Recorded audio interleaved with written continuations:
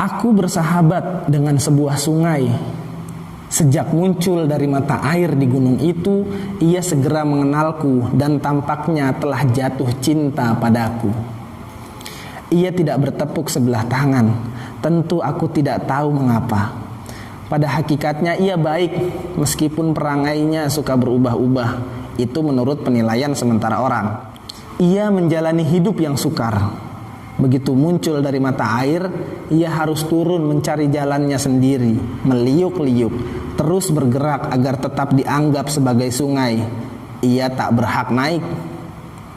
Kami selalu bercakap-cakap tentang segala sesuatu yang ditempuhnya. Katakanlah kesukaran hidupnya.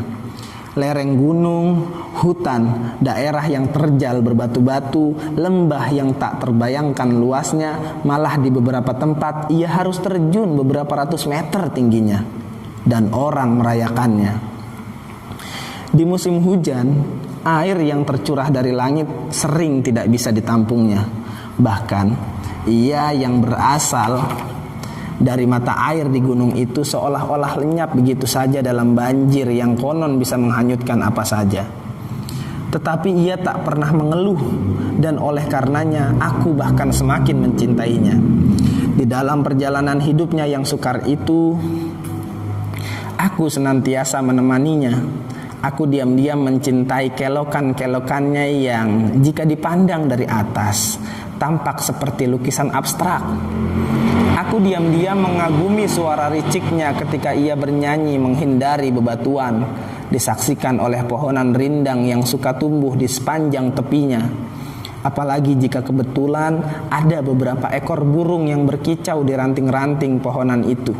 Aku, terutama sekali, suka diam-diam terpesona oleh gemuruh suaranya ketika ia harus terjun dari ketinggian ratusan meter. Itu mengingatkanku pada beberapa penggal sampak dalam gending Jawa dan simfoni Beethoven. Di beberapa tempat ia bahkan menggodaku untuk terjun ke airnya yang jernih dan tenang. Ini adalah puncak cinta kita, katanya. Singkat kata, kami senantiasa bersama-sama sampai pada suatu waktu ketika kami harus menyeberangi sebuah padang pasir.